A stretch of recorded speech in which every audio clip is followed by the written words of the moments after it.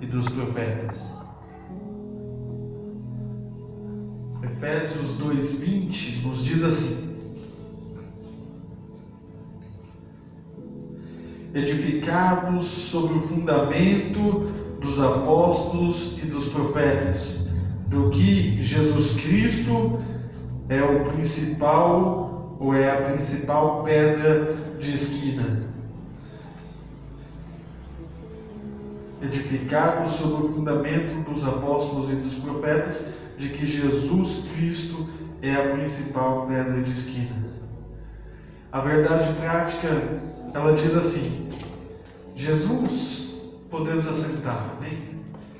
Jesus é a pedra basilar da igreja, que está edificada por meio dos ensinamentos dos apóstolos e do testemunho dos profetas. Logo encontramos a leitura diária, segunda, Efésios 2:13 ao 19, Efésios 2:13 ao 19, que vai dizer sobre Cristo formou um novo povo, a igreja, por meio do sacrifício vicário. Na terça-feira, 1 Reis, capítulo 8, verso 27. O poder de Deus não está restrito a qualquer construção humana. Na quarta, Atos, capítulo 7 e o verso 48. São alguns textos complementares.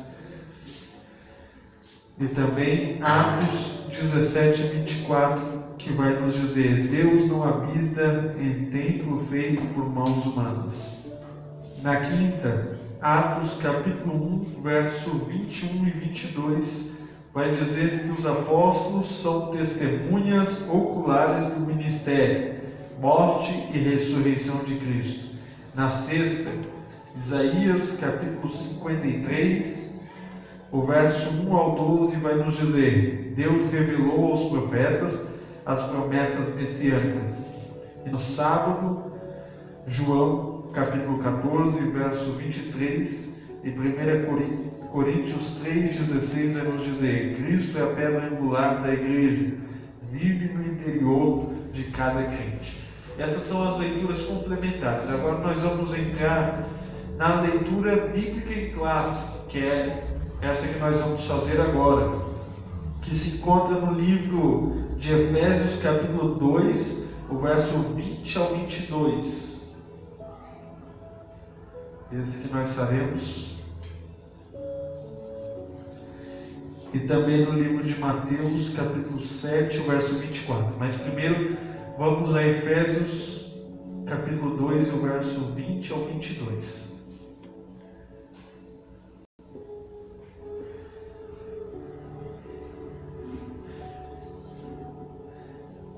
Eu vou fazer a leitura de um versículo e os irmãos após mim, amém?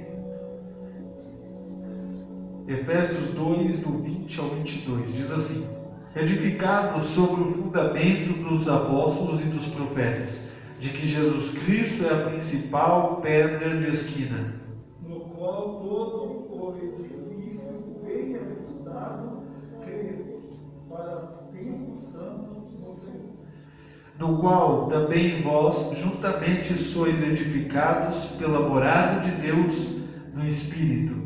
Agora, Mateus 7, do 24 ao 27. Mateus, capítulo 7, o verso 24 ao 27.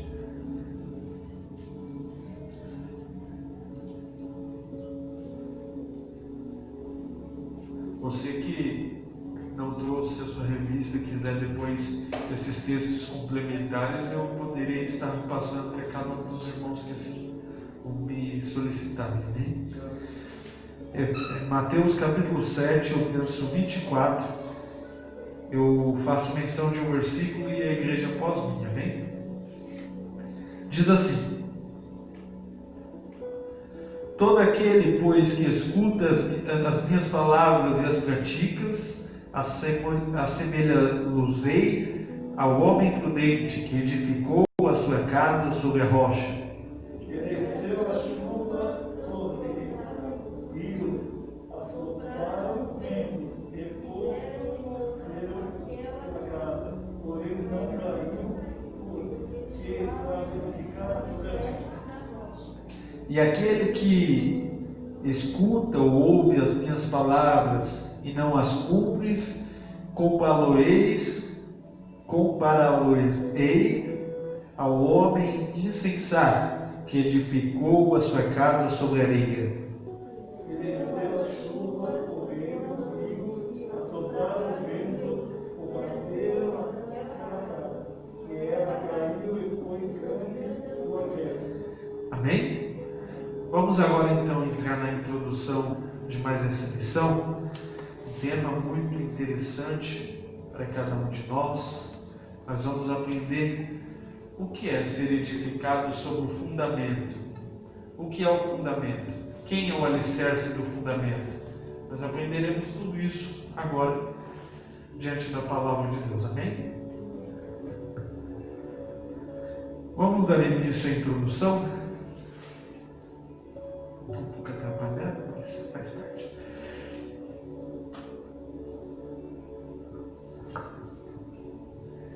Você que tem a sua revista, introdução, diz assim: por meio da reconciliação efetivada na cruz, Cristo formou a igreja. O apóstolo Paulo a compara como um edifício em construção. A pedra angular dessa edificação é Cristo. E o fundamento é a doutrina dos apóstolos e o testemunho dos profetas. Assim, o propósito divino é que sejamos templo santo do Senhor e morada do Altíssimo. Nessa lição, estudaremos cada um desses aspectos. Aqui nós vamos entender, recapitulando um pouco a lição anterior. Nós aprendemos que nós somos os gentios agora que creram em Jesus Cristo, no sacrifício de Jesus Cristo. E agora nós alcançamos a salvação por intermédio de Jesus Cristo. E todas as dádivas, bênçãos foram reveladas a nós. Mas quando chegamos aqui nesse início de introdução, ela vai nos dizer que agora vai começar o propósito da igreja. A igreja, o corpo de Cristo, unido os judeus e os gentios. Ambos acreditaram em Cristo, no sacrifício de Cristo. E agora vão formar a igreja primitiva. O tema da igreja primitiva, ela tem uma tradução muito bonita para nós, para cada um de nós, que é eclésia em grego, que quer dizer tirada para fora. A igreja, então, quando ela se inicia, ela é tirada para fora, para viver o propósito de Cristo, do Evangelho de Cristo. E assim começamos a entender que nós fomos escolhidos por Deus para levar essa semente, a semente do Evangelho. Então, somos escolhidos por Deus para fazer essa missão. E aqui nós vemos que a igreja, ela é comparada como um edifício em construção. Nós vamos aprender um pouco sobre isso. O que é um edifício? É um prédio, é algo firmado, que tem um alicerce, que tem uma estrutura. Nós aprenderemos tudo isso ao decorrer dessa lição. A parte de número 1 diz: um edifício espiritual. O santuário judeu, a parte 1. Diz assim: o templo em Jerusalém era um símbolo do exclusivismo de Israel como povo de Deus. A proibição dos estrangeiros acessarem o templo era um motivo de inimizade entre os judeus e os gentios. ao reconciliar ambos os povos, Cristo aboliu as leis cerimoniais, desfez as inimizades entre eles e formou uma nova humanidade, a Igreja.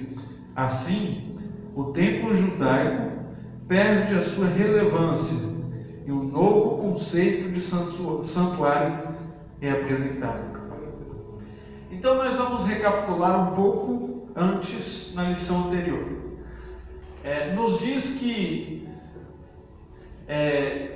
os judeus eles tinham o seu templo, o seu lugar de adoração, aquela feita por Moisés para que apresentasse ali o sacrifício, que apresentasse, os sacerdotes apresentassem as suas orações do povo até Deus. Ali era um lugar sagrado, era um lugar de ofertas a Deus. Então, os gentios, que eram os estrangeiros, eles não poderiam ter acesso a esse lugar, porque aqueles judeus não aceitavam que os estrangeiros eles viessem acessar o templo. Mas agora, quando Cristo ele se sacrifica por nós, sendo um sacrifício vivo, agora eles se unem e são a Igreja de Cristo, o fundamento, o alicerce, digamos assim, agora eles são a base da Igreja. Então, quando Cristo ele morre por nós, agora nós somos considerados a Igreja eleita dele, o sacerdócio real, o povo escolhido por Deus. Não tinha mais essa inimizade entre estrangeiros e judeus, porque agora eu e você também tem acesso ao trono de Deus. Amém? Então, esse novo conceito de santuário que é apresentado é justamente esse. Antigamente era só o povo, era somente eles. Mas agora, através do sacrifício de Cristo, todos aqueles que recebem o sacrifício de Cristo, eles agora apresentam a sua vida como uma base, como um sacrifício de adoração. E hoje nós temos livre acesso perante Deus. Glórias a Deus. Então, nós aprendemos que esse é o início de tudo. Que antigamente eles eram somente para eles, mas agora todos têm acesso sendo a Igreja de Cristo. Nós vamos entrar agora na parte de número 2. E esse é um tema muito bom para nós, que é o santuário cristão. Esse é o santuário que Cristo ele nos trouxe, o templo, ou seja, vai explicar um pouco do que é hoje o santuário. Quem é o sacrifício? Como apresentar-se a Deus. O pastor bem antecedeu um pouco sobre o sacrifício, sobre a oferta, que hoje é o nosso louvor, é a nossa adoração, é a nossa entrega, é a nossa busca diante de Deus. E nós vamos falar um pouco acerca disso agora. A parte de número 2 vai nos dizer assim: os que pertencem a Cristo são comparados a um edifício onde Deus habita em espírito. O ensino apostólico lembra Salomão, quando este reconheceu que o templo em Jerusalém não poderia conter a Deus. Está lá em 1 Reis, capítulo 8, o verso 27. E afirma a instrução de Estevão, em que o Altíssimo não habita em templos feitos por mãos de homens. Está lá em Atos 7, 48. Deste modo, os crentes, judeus e gentios, tornaram-se o templo onde o Espírito de Deus habita, em que eles são as pedras vivas em um edifício espiritual. Só para nós entendermos, Nós vamos ler esse texto de 1 Reis, capítulo 8, e o verso 27, que vai falar acerca de Salomão. Mas só para você entender, então, quando eles são comparados como um edifício onde Deus habita em espírito, ele quer dizer que nós somos a estrutura e Deus habita em nós. Mas Salomão, você vai ler esse texto agora, 1 Reis capítulo 8, verso 27, vai nos dizer que ele não se contém. Deus não pode ser contido. Não é algo, por exemplo, que você pode conter. Por exemplo, quando você sente a presença de Deus, ela é tão grande, é tão forte, que muitas das vezes não dá para você se segurar. Você sente, você chora, você louva, você pula, você se alegra. É por isso. É isso que Salomão ele queria dizer. Que quando somos o sacrifício agora de Deus como templo, a morada do Senhor, nós não conseguimos conter a emoção, a alegria, a presença de Deus quando ela invade as nossas vidas. 1 Reis capítulo 8, verso 27. Alguém achou? Amém. Diz assim, 1 Reis 8, 27. Isso. Mas, na verdade, habitaria Deus na terra. Eis que os céus e até o céu dos céus não te poderia conter, quando menos esta casa que eu tenho edificado. Então, obrigado, pastor. Então, ele estava falando do templo antigo, do templo que, pelo texto, Salomão edificou. Davi queria edificar esse templo, mas Davi não pôde, porque ele era um homem de guerra, de peleja. Então Deus não permitiu, porque ele tinha sangue nas mãos. Agora, quem vai edificar esse templo, o templo dos judeus, vai ser o filho dele, Salomão. Salomão, ele vai então fazer esse templo, construir esse templo. E ele vai dizer, se nem os céus conseguem conter a sua glória, a sua presença, que de novo um templo feito por mãos de homens, um templo de mãos humanas, não pode conter a glória de Deus. E agora, no Novo Testamento, o apóstolo Paulo ele está explicando que nós agora somos o templo do Senhor, que nós também não conseguimos conter tamanha presença e tamanha glória quando ele se manifesta em nossas vidas. E o outro texto está lá em Atos, capítulo 7, o verso 48.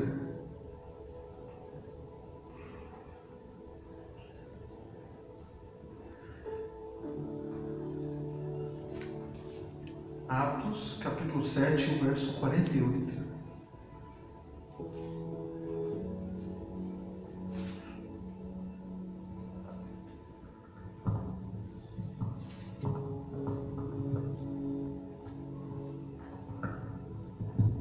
Alguém encontrou?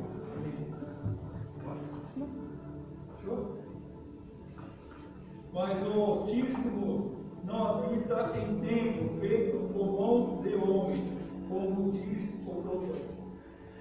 O profeta seria Estevão, o profeta do Novo Testamento, que ele vai dizer que Deus não habita em templo feito por mãos humanas. Então, aqui ele vai nos contar acerca disso que eu acabei de relatar, que a presença de Deus, quando nos invade, ela nos impulsiona de tal forma que nós não conseguimos o conter. O livro de 1 Coríntios, capítulo 3, verso 16.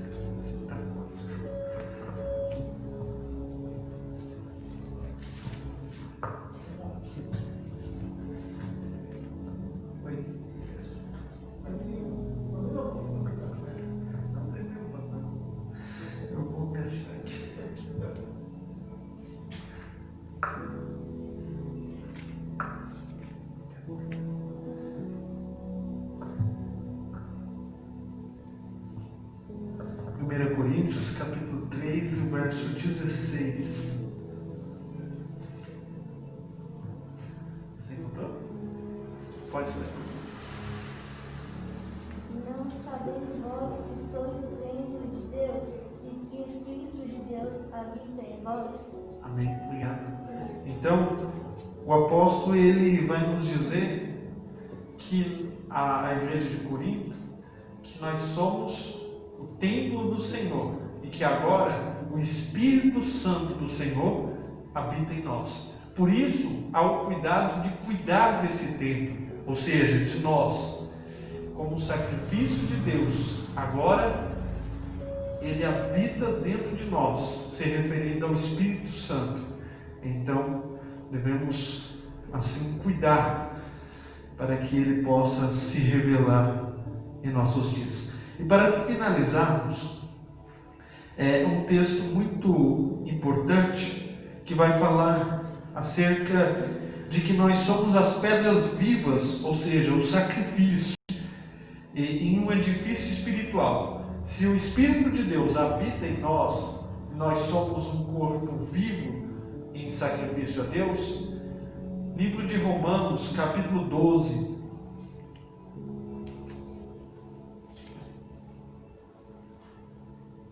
Vai nos dizer acerca desse sacrifício.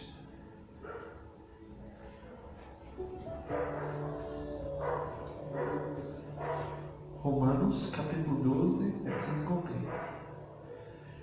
Diz assim: portanto, caros irmãos, rogo pelas misericórdias de Deus, que apresenteis os vossos corpos como um sacrifício vivo e santo e agradável a Deus, que é o vosso culto. Na sua Bíblia está racional, na minha está espiritual, que é o mesmo culto, é o culto com a consciência. Nós somos agora a apresentação da presença de Deus. Ele se manifesta em nossas vidas. Então, se você é o templo, se ele se manifesta, agora nós somos o sacrifício. Não mais antigamente com animais, com várias formas de sacrifício. Não. Agora nós somos a presença de Deus manifesta em nossas vidas. Nós devemos só buscar essa presença dia a dia, para que ela não possa se faltar em nossas vidas. Amém? Nós vamos entrar agora na parte de número 3. A parte de número 3 vai nos dizer sobre a pedra angular.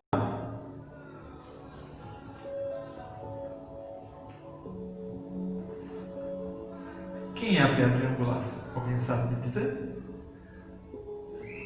Isso, Jesus Cristo, ele é a pedra angular, da qual os nossos apóstolos mencionaram.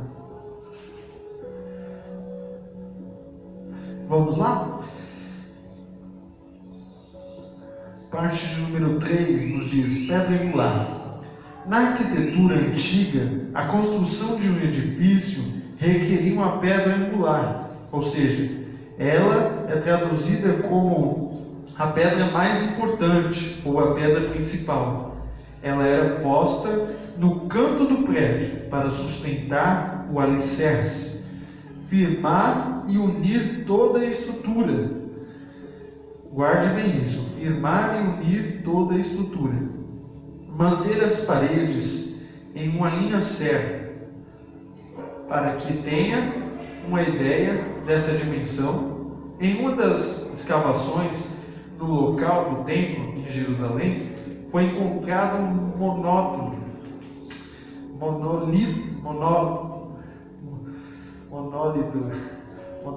com cerca de 12 metros de comprimento.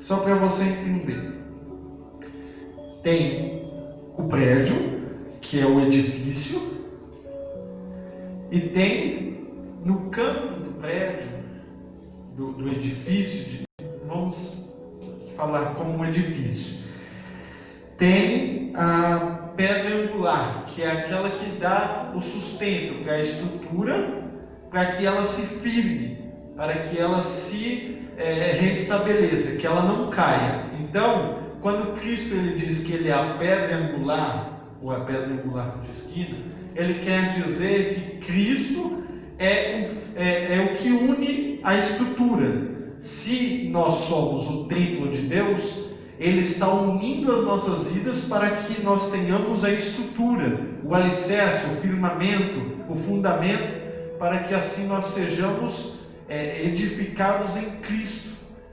Só para você entender, Ele é a pedra principal. Ele é o motivo, a razão, a circunstância pelo qual estamos aqui. E nós somos unidos a Ele através da fé, através das nossas vidas em comunhão a Deus. Só para nós entendermos. Então, o que diz aqui é que antigamente em Jerusalém se tinha um monólito. Monólito, ele é um monumento, ou seja, uma arquitetura, algo muito lindo. E essa arquitetura tinha 12 metros de altura, que era unida às pedras. Isso formava parte do edifício, digamos assim, da parte concreta. Então, quando Cristo ele quer dizer que Ele é ali a pedra angular, Ele é o que forma a nossa estrutura. Só para nós entendermos, nos dias de hoje, o que forma a nossa estrutura espiritual é a palavra de Deus. São aquilo que o Senhor se manifesta. O louvor, a adoração, mas principalmente a palavra. Então, se Cristo Ele é o nosso firmamento, nós devemos ter uma vida de entrega na palavra, para que nós possamos ter uma estrutura para assim nós sermos alicerçados em Cristo. Mateus capítulo 7, o verso 24 nós lemos, mas se você quiser abrir juntamente, Mateus 7, 24 vai nos dizer isso.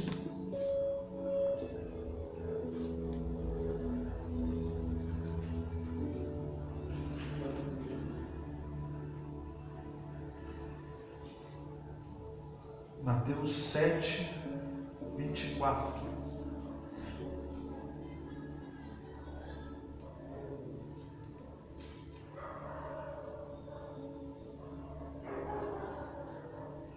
Vai falar sobre essa estrutura.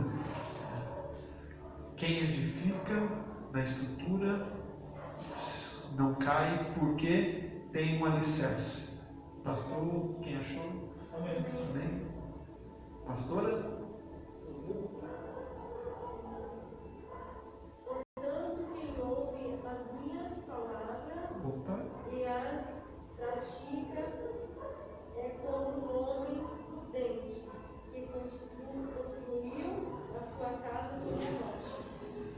Então, o homem prudente é aquele que ouviu, mas esse ouvir não está somente em ouvir, mas em colocar em prática, em adotar uma postura de praticar aquilo que ouviu. Porque a fé, ela vem pelo ouvir. Sim, você obtém o conhecimento, mas agora, aquele que ouve as minhas palavras, Jesus Cristo quer dizer, aquele que coloca em prática, é semelhante a um homem prudente, ou seja, um homem sábio, um homem que anda com a razão, mas também um homem que homem ou mulher, tá incluído, que assim apresenta a sua vida em um devocional, um dia a dia, edifica a sua casa sobre a rocha. Quem é a rocha? É a pedra, o firmamento, o alicerce, Jesus Cristo. Então, aqueles que ouvem a palavra do Senhor e as praticam, é semelhante a um homem prudente, sábio, que edificou a sua casa. A casa, quando se fala casa, é a vida. Ele edificou a sua vida sobre Cristo. Aí, fala que vem a tempestade, a chuva, todas as coisas e a casa não cai. Por quê? Por que ela não cai? Porque ela tem uma estrutura, mas principalmente ela tem um alicerce. Quem? Jesus Cristo. Então, ela não cai, ela não se despedaça. Então, a nossa estrutura hoje, ela tem que ser com base na palavra de Deus e também alicerçado em Cristo Jesus. Tendo essas duas coisas, a palavra e Cristo, que se unem, você será bem sucedido, você será bem-aventurado. A sua casa não vai cair. Pode passar o que for, os dias, os anos, os meses, mas você tem estrutura, você tem raiz. A sua casa não cai. Amém? Vamos continuar?